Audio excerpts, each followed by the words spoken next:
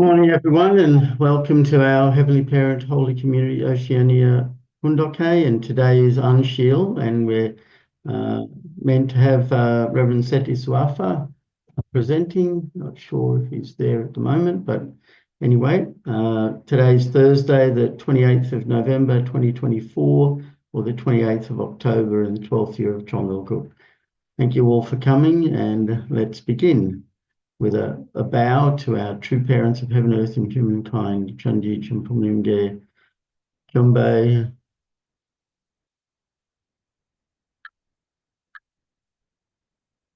Haro. And let's recite our family pledge, both in Korean and English. 가전맨세 2. 전국 주인 우리 가족은 참 사랑을 중심하고 하늘 부모님과 참 부모님을 모시어 전주의 대표적 가정이 되며 중심적 가정이 되어 가정에서는 효자, 국가에서는 춘신, 세계에서는 성인, 전주에서는 선자의 가정의 도리를 완성할 것을 맹세하나이다. Family pledge number 2. Our family, the owner of Chongalguk, pledges to represent and become central to heaven and earth by attending the Heavenly Parent and True Parents. We pledge to perfect the dutiful family way of filial sons and daughters in our family, patriots in our nation, saints in the world, and divine sons and daughters in heaven and on earth by centering on true love. Thank you. I'd like to ask Suemi Allen if she could offer the opening prayer, please.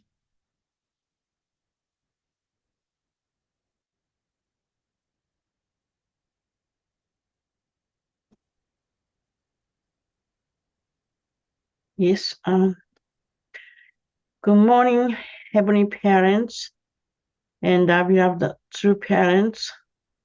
Today we gathering together again, brothers and sisters of Oceania and the other side of the world. We are so grateful today. You gave us life day by day, and you forgive us our past. So we really like try to our best and try to reach out Heavenly Parents and through Father spiritual, through Mother on us, and other people to liberate so many people. And we're just grateful and try to our best every day, day by day. We don't know, like true Mother was since she's over 80 years old, and she is so serious. She sleeps less than 3 hours, and always thinking about providence, God's providence, and true Father, how much true Father done for this house through providence. So we just try our best today again.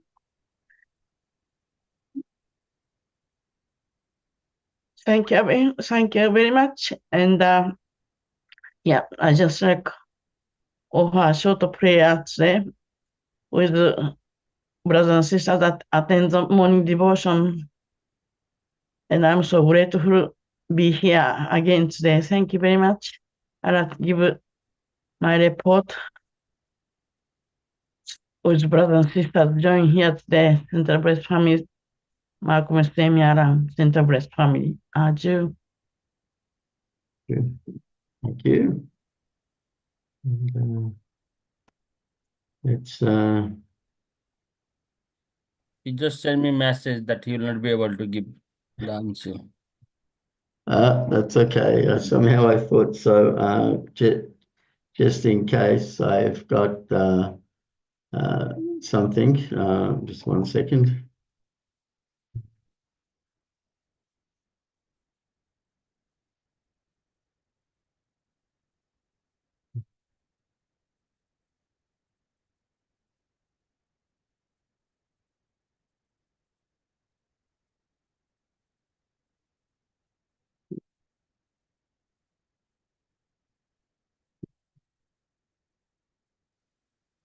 All right. I got this ready just in case Reverend said he was unable to do. So I thought to just go through this message that Father gave on the 10th of April 2006 during the third assembly of the Mongolian People's Federation for World Peace in Korea. And the title, as you can see, is "The True Owners in Establishing the Kingdom of Peace and Unity in Heaven and on Earth, One." So this is a message I'm sure many of us remember, and it's part of the peace messages that our Father gave us as messages that made up essential Hundoke readings. So I'm going to go through this, and hopefully we can really connect with our Heavenly Parent's heart and our true parent's heart as we read through it, and really gain more inspiration and determination for ourselves. So I'll read. Leaders from all over the world who are working hard for the development of the Mongolian People's Federation and the Universal Peace Federation, which was launched as the Able Type UN, hand in hand with heavenly fortune, a new spring has finally come to my homeland on the Korean Peninsula. I'd like to welcome you all to this meaningful event on behalf of all the members of my family. Thank you for attending despite your busy schedules. I hope you will fill your hearts with the new spring of heavenly fortune and take these blessed words back with you to your nations. Distinguished world leaders, this is the third assembly of the Mongolian People's Federation. After inaugurating the Universal Peace Federation in New York on September 12, 2005, I went on to complete a global tour of 120 nations in order to pass on my inaugural message. I proposed that the Universal Peace Federation, in the position of the Able UN, be developed as a new international peace organization, and at the same time, the United Nations as a Kane-type institution should be formed by having a peace council, a legislative organization consisting of global religious leaders of the same rank as members of the current UN Security Council, established within it. I am referring to the founding of a peace council that will speak not for the interests of a particular nation, as the existing UN representatives do, but which will truly work for the welfare and peace of humanity from an interreligious and universal perspective.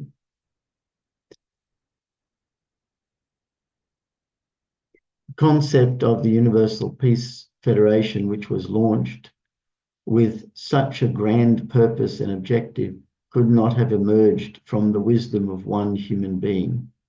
It is the greatest supreme blessing heaven has given to humanity and is ushering in the new millennium. It is my hope that the Mongolian People's Federation too will fulfill its duty as a partner of the Universal Peace Federation in achieving its noble goals. Toward that end, I'd like to pass on to you today a revelation from God that is absolutely essential for all now over 8 billion people that make up the human race. I hope you will all be the wise leaders who open your minds and listen to the voice of heaven. I will impart to you this extensive message of heaven under the title, "The True Owners in Establishing the Kingdom of Peace and Unity in Heaven and on Earth." Leaders from around the world, God, the creator of all things under the sun, is the true parent of all humanity. He is not a parent in a parochial sense, existing only for a certain religion, a certain race, or the residents of a certain region. You may call him by any name, be it Jehovah, Allah, or any other. What is important is that he certainly exists, lives as the true parent of all people, and is carrying out the great work of creation. He governs everything in the universe, and he carries out his providence through history in accordance with the principles and laws of nature that he set up at the beginning of time. And so I just want to highlight something about the Universal Peace Federation. Father said here, saying that could not have emerged from the wisdom of one human being. It is the greatest supreme blessing heaven has given to humanity and is ushering in the new millennium. So highlighting that this is in a way the culmination of true parents' work by establishing the ABLE type UN, Universal Peace Federation, to really be the counterpart to the UN. And so, as it says, is the greatest supreme blessing heaven has given to humanity. So just highlighting its value, that it is a blessing to all of humanity. And then Father is saying that it will fulfill in achieving the goals. Mongolian People's Federation, I'm not sure its status these days, but Universal Peace Federation certainly has reached the level to be the counterpart to the UN. And then, as Father said, that's highlighted there, a revelation from God that is absolutely essential for all 8 billion people that make up the human race. I hope you will all be wise leaders who open your minds and listen to the voice of heaven. And that is us today, not only the people that Father was speaking to at that time, but also us here today listening to the words during this hundok, that we all recognize that we become wise leaders, and meaning that we know how to present this essential message. And so the message, as you can see, the true owners in establishing the kingdom of peace and unity in heaven and on earth. And straight away, Father is saying that God really is the true parent of all humanity. So continuing, the spirit world really exists. Ladies and gentlemen, the human mind is more elevated than the human body, and the spirit is more elevated than the mind. God resides in a place more elevated than the spirit world, where our spirits are destined to pass on. Only when we have become completely one with God in true love are we complete. Such a perfected person might be a small individual, but would nevertheless represent all of history and all potential future relationships, and so could be said to possess infinite value. Once we are aware of having such universal value, we realize that our lives should be led by and carried out in service to our minds. That is why your conscience knows and remembers not only every action you have performed, but also every thought you have entertained. Your conscience is aware of these things before your own teachers, parents, or even God are. Hence, if you are to live in absolute obedience to the commands of your conscience, which is your teacher for eternity, you would be absolutely guaranteed to have eternal life. Such is the way of God's creation. So, really, helping us to understand our value, that we really are potentially able to be completely one with God in love. So that part, only when we have become completely one with God in true love are we complete. And that's what we know, and also what we are in the process of achieving, and that's by really listening to our conscience. Looking at the structure of a human being from another perspective, we can recognize that God created us as beings with dual characteristics.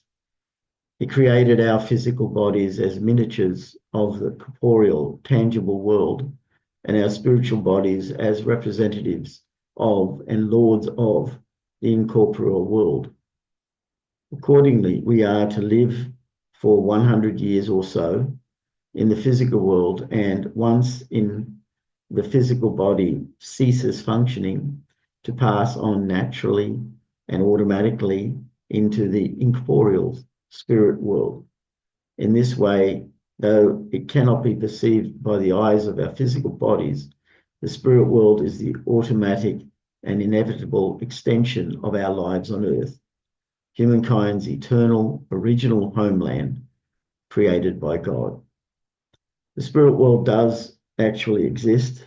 It is not a world that has been fantasized or imagined into existence. We do not have the right of choice concerning it. It is not a world we can go to if we please, or refuse to go to if we would rather not. Just as God is eternal and unchanging, the spirit world created by him is also eternal and unchanging. Just as we live in the physical world in our physical bodies and form all sorts of relationships with the existing world, even in the spirit world, we are destined to continue living in our spiritual bodies, forming and maintaining close relationships with all phenomena of the spirit world. And so that really is highlighting again our life purpose on earth really is to make sure our spirit has connected completely with God in love. And if so, then we are eternally together with God and can be just like God, eternal and unchanging in the spirit world. The relationship between the spirit world and the relationship between the spirit and the physical body. However, in the relationship between the spirit and the physical body of a human being, the spirit is more important of the two. The physical body lasts for about 100 years before it ceases to function, but the spirit lasts eternally, transcending time and space. No matter how well you fare in the physical world, you are bound to die. Therefore, before you pass on to the next world, you should achieve harmony between your spirit and your physical body by living your earthly life in such a way that you meet the standards of both the physical and spiritual worlds. In other words, you have the responsibility to perfect your spirit within your physical body on the basis of the finite life you live in the tangible physical world. This does not mean, however, that the perfection of your spirit self happens automatically, only on the basis of your having achieved complete unity between your mind and body during your earthly life. By expressing true love through action, can your spirit self fully mature. Just to highlight that, only on the basis of your having achieved complete unity between your mind and body during your earthly life by expressing true love through action can your spirit self fully mature. So true love through action is what we do to enable our spirit to fully mature. Ladies and gentlemen, in order for fruit to ripen and be put into storage in autumn, it must first pass through the growing process of spring and summer and be provided with the nutrients supplied by nature and the tender, loving care of its owner. Fruit grown in an orchard by a lazy and ignorant farmer will be afflicted with all kinds of diseases and be affected by foul weather. Eventually, it will fall from the tree before it is ripe, to be classified as worm-infested. Though it will still be fruit, it will be different from other fruit since it will never be good enough to sell in the market. Fruit that has fully matured on the tree will automatically go into the owner's storehouse. Similarly, only when the spirit of a person has reached perfection during his life in the physical world, which can be likened to the tree, can it automatically enter the incorporeal spirit world of the kingdom of heaven.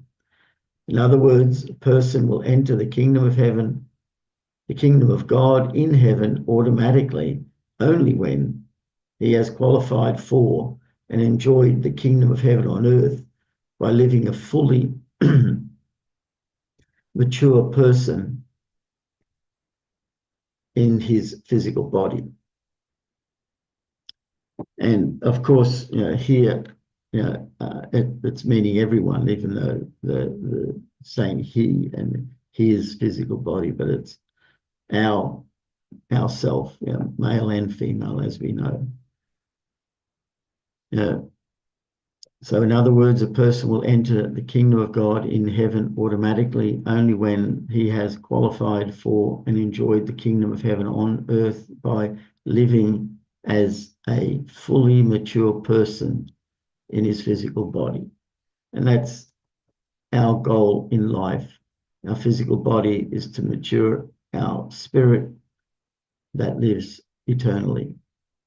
So while living on earth, your every action and movement is recorded in your spirit self, without exception, with the public laws of heaven as the standard. Accordingly, you will enter the spirit world in the form of your spirit self, which has recorded your life on earth with 100% accuracy. Your spirit will show plainly whether you have led a ripe life of goodness or a wormy, rotten life of sinfulness. So that's quite a judgment for us all. And I'm sure we don't have, I certainly don't have 100% clean record. And there are things that I've done that are not good. And we need to change that by making more good love action so that the percentage increases so it gets as close as possible to 100%. What this means is that God will not judge you. You will be your own judge. If you are aware of this astonishing rule from heaven, you will spend the remaining days of your life on earth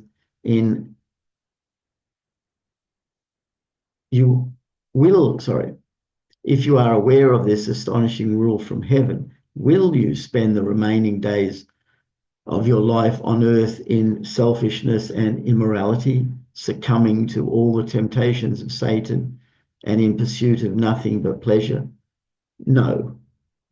Rather, you will abstain from injuring and scarring your spirit, even at the risk of your earthly life. Please bear this truth in mind.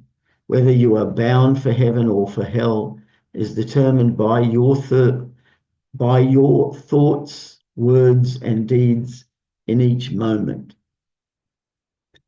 This does not imply, though, that the spirit world leads its own life or that it can express true love through actions on its own. Your spirit self grows, matures, and is finally perfected only within your physical body through an earthly lifetime of having actualized true love, bringing your mind and body into a smooth, unified relationship of give and take. So that's really, why we have our physical body, to grow our spirit. And we know that to do good means we become good. And by following the standard of heaven, we will certainly become good. Nevertheless, undeniably, your outer self and inner self are in a constant relationship of conflict and struggle. How much longer will you allow this fighting to continue? 10 years? 100 years? In contrast, there is undeniably a proper order for all forms of existence in the universe. This indicates that God did not create human beings in this state of conflicted disorder. You need to know that it is your duty and responsibility as a human being to dispel all temptations directed to your outer self, your physical body, and achieve victory in life by following the way of your inner self, your conscience. Heavenly fortune will be with those who lead their lives in such a way. They will attain the perfection of their spirit selves. And that's the heavenly fortune we're talking about. Whenever we do something good and we gain heavenly fortune, the fortune that we are gaining is the perfection of our spirit. We're stepping each day closer and closer to its completion. So we don't do things to gain any other fortune. Any other fortune actually leads the other way. It means we're not listening to our conscience. Our conscience only directs us to those things that generate heavenly fortune, and that may mean going a path of sacrifice and suffering. But in the end, we've done good, and our love has expanded, and our spirit matures. So, the limits of heaven and hell. Ladies and gentlemen, what kind of places are heaven and hell? What kinds of people enter heaven? If it really does exist, where would it be? Would it be the outside? Would it be outside the galaxy? On the other side of the sky? Or is it only a product of our imagination? These are questions that everyone will have pondered and asked at least once. In brief, heaven is a world overflowing with God's true love and established with true love as its axis. It is a world where true love is the external form as well as the internal content of every environment. It is a world where true love is present at the beginning and the end of life. It is a world full of people who were all born through true love, who live in the embrace of true love, and following the track of true love, finally pass on into the next world, the spirit world. Consequently, antagonism and jealousy cannot be found in that world, for it is a natural world where each person lives for the sake of the other. It is not a world governed by money, honor, or power. It is a world wherein the success of a person represents the success of the whole. The likes of a person represents the likes of the whole, and the joy of a person represents the joy of the whole. And so, those things, the whole being the spirit world, and in essence, God, because the spirit world comes from God. And so it's not governed by money, power, honor, position, but only by how much success we've done in love. And all of us have success in love, and each day it can grow because everything is recorded, and we need to make sure our balance of love supremely exceeds all the selfishness that we've accumulated. Heaven is a world filled with the air of true love, where all breathe true love. It is a world where life throbs with love everywhere, all the time. It is a world whose constituent members are all connected to the true God through blood ties. It is a place where the whole world and all people are linked together in an inseparable relationship, like the cells in our bodies. It is a world that is governed only by true love, the love that is God's essence. Accordingly, God also exists for true love. So it really is only love, and we know that its core action is living for the sake of others. As it says there, it is a world whose constituent members are all connected to the true God through blood ties. These blood ties means being blessed by true parents, because we're finally released from the bloodline of Satan and engrafted into the bloodline of heaven through our true parents who brought us the blessing. So it's only filled with blessed families. A life of true love. You should lead a life that is completely devoted to true love. Your life should be one in which you love God more than did Adam, Eve, or Jesus. By thoroughly actualizing true love, you should perfectly unite your mind and body and find and establish the realm of the relationships of true love. To put it another way, you should perfect a true family on earth, and the 3 generations of grandparents, parents, and children should live together in true love. Only then will you be eligible to enter heaven. So that's a core thing we've heard over and over again, to live together in true love in 3 generations, a perfected family, because that's what is our goal, our purpose, and what we were originally created for, to be the object of love for our Heavenly Parent, and then God dwells in us. And of course, more love than Adam and Eve or Jesus, because everyone can achieve the absolute fullness of God's love. And that is only done as a perfected family. And it's only done with the 3 generations, and should live together in true love.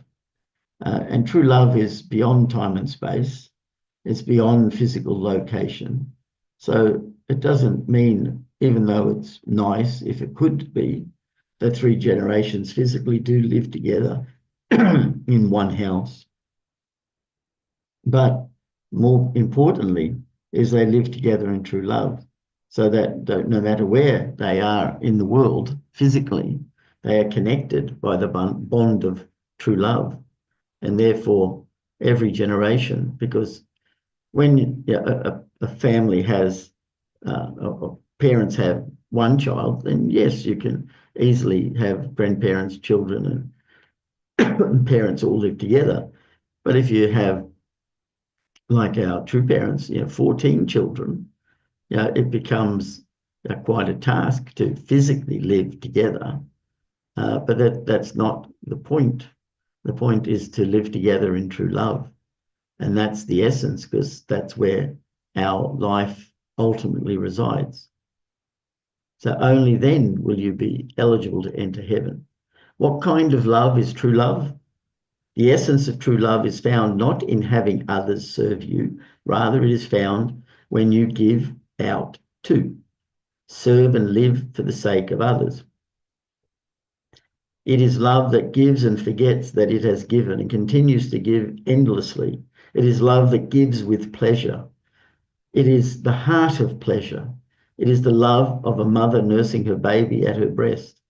It is love expressed through sacrifice, as when, with pleasure, a child acts with filial piety towards his or her parents.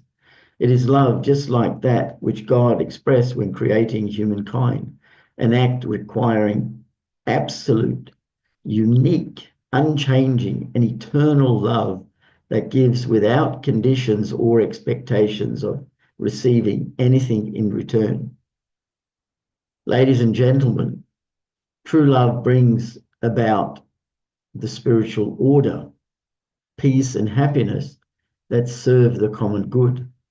True love is love that determines the source, center, and owner of the universe. True love is the root and the symbol of the will and power of God. So it is only because of true love that everything is put into harmony. Therefore, when bound in true love, it is enough to be together eternally. For it is love that can attract not only the universe, but even God. The value of true love lies in its power, which is strong enough to eradicate the walls of national, racial, and religious boundaries created by fallen human descendants.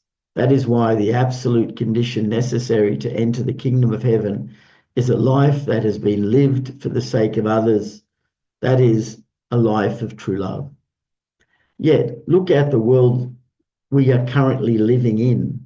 The people of the world are caught in the trap of extreme selfishness, clamoring for material gain. They have lost all sense of values and have fallen into the depths of self-gratification and degeneration. The world is filled with alcoholics, as if drugs and free sex were not enough. There are even those who commit incest, an act not even seen in the animal world, and still live with their heads held high. This world has become one wherein beasts with human faces roam freely, even after violating women, grandmothers, mothers, wives, and daughters. This world has become one wherein the swapping of spouses between couples is rampant. Such circumstances are, without a doubt, the pinnacle of the destruction of morality and the very last of fallen acts. This world has become hell on earth, where the perfected world embodying the ideal God envisaged at the creation cannot even be dreamed of.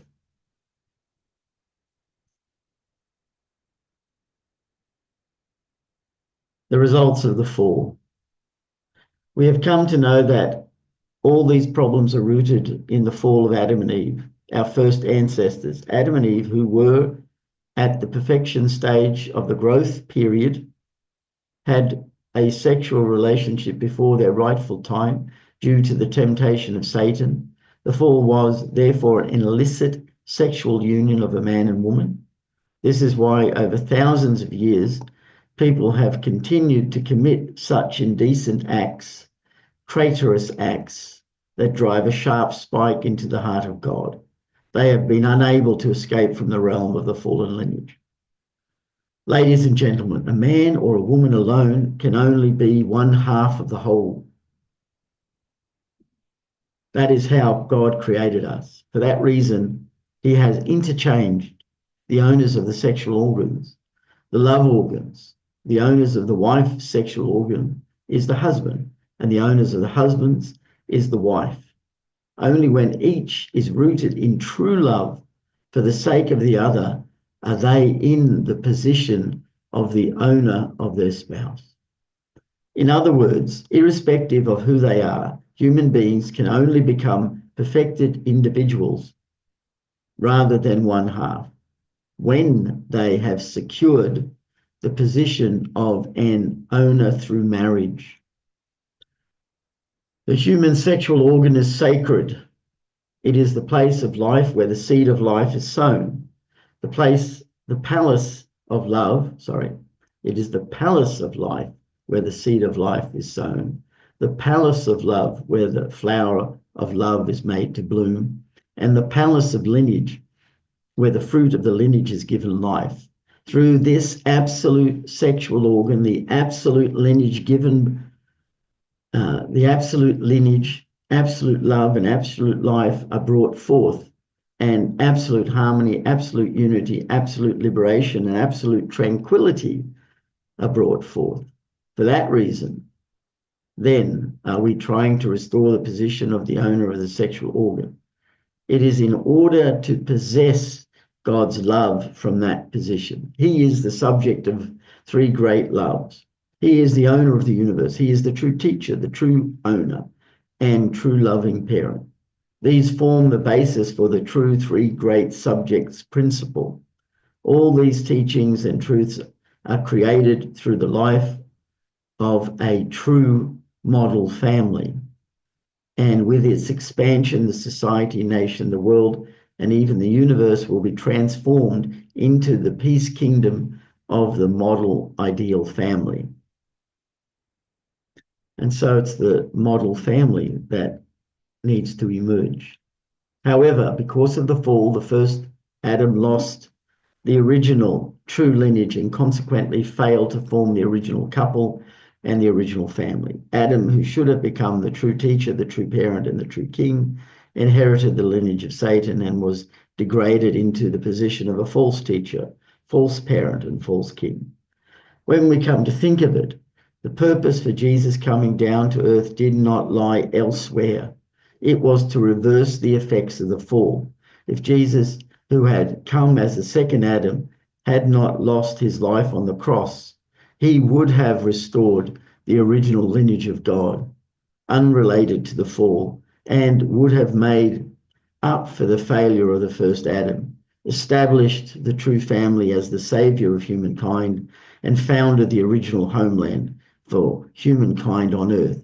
This would have been the original, would have been the global kingdom embodying the ideal of peace, the kingdom of heaven on earth. However, his disciples, the Jewish leaders, and the leaders of the nations of Israel all failed to recognize the Christ, and their disbelief caused Jesus' life to come to an end in such a wretched and tragic way. Had anyone really known the grieving heart of Jesus, whose passing from earth was so untimely and who left no descendants, though 2,000 years of Christian history have passed, has there been any Christian who truly understood Jesus' sorrowful circumstances? Jesus departed this world suddenly, leaving a few traces other than a promise to return. Though his physical body has long been buried and become dust, the will that God had tried to fulfill through him is finally in the process of being completed at this time, and the conclusion of history through the true parents who have received the seal of heaven and appeared on earth. So here, Father is clearly telling everyone that true parents are here, that Jesus has returned, the third Adam has emerged and has completed the true parent position by creating a true family. So, and they have received the seal and appeared on earth, the seal of heaven being God's approval and God's authority on earth. However, the life of Reverend Moon, whose task is to complete the mission of true parents, has been one of sorrow, marked by inexpressible suffering and persecution. The third Adam, the true parent, needs to indemnify and completely reverse all the failures of the first and second Adams.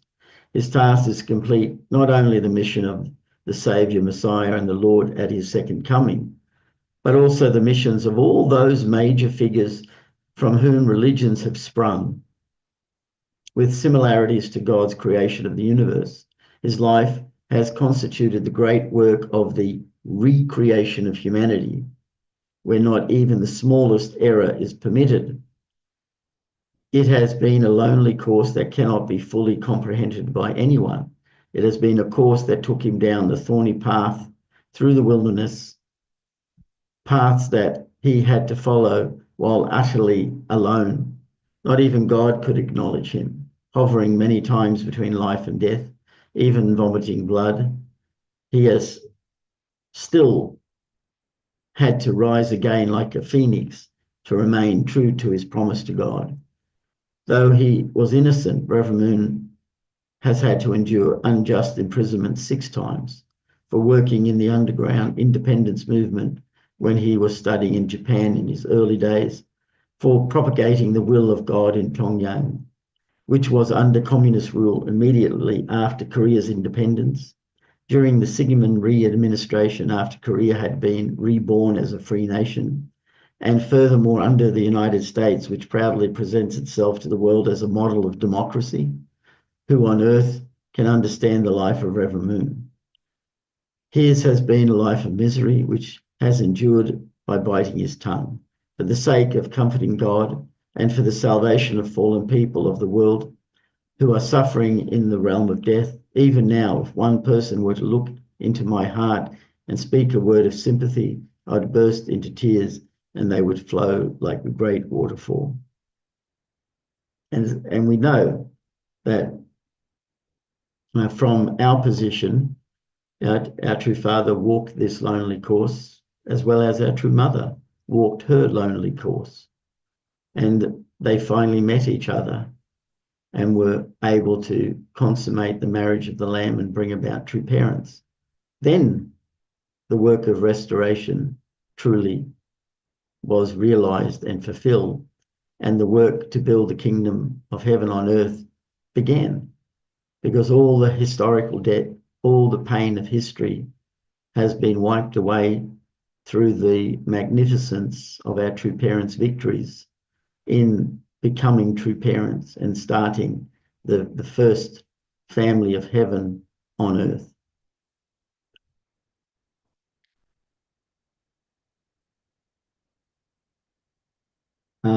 I'm noticing the time, it's already quite on and I haven't finished, so I'll actually stop here. I won't continue anymore.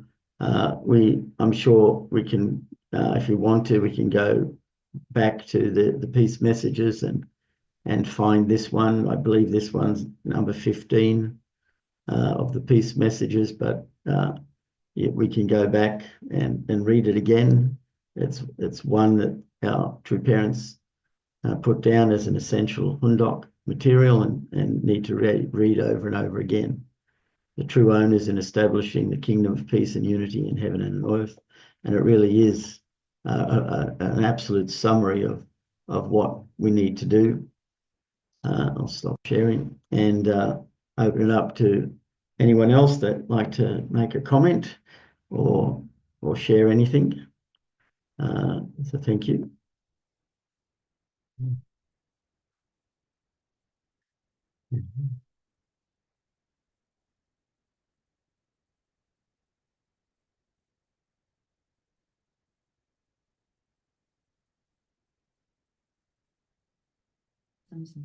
Yes, Jeff, go ahead. Anyway, some of you know I came back from Las Vegas yesterday. It was incredible. There are great ministers that came there who are understanding this amazing message that John read out this morning, the life of Jesus and why he cried on the way to the cross. Many are understanding this very real new understanding for them. They are inspired. So yeah, so there's a lot happening. These people are the ones that what should have been following true parents from the beginning. They were prepared by God. Some of them have thousands of followers and influence. Even one gentleman from Nigeria, he met Anthony Blinken just recently in Nigeria. He has such influence, even in America. So yeah, it was a very yeah, there's a lot to say about it. Yeah, so anyway, we have an amazing future to look forward to. Even the young pastor, Rani Era, said, can you come and give the sermon, on December the 15th to my, my congregation. So, we hope this will continue. It seemed like a lot of money, but there was nothing compared to the value of giving these pastors the experience. People like Stallings, Abernathy, the prophet Debbie were all there testifying to these people. And it was really amazing. So we have a lot to look forward to. So we need to get ready our content to share with those around us. Yeah. So thank you. Thank you, Jeff. Sounds amazing. Thank you. Yes, now go ahead.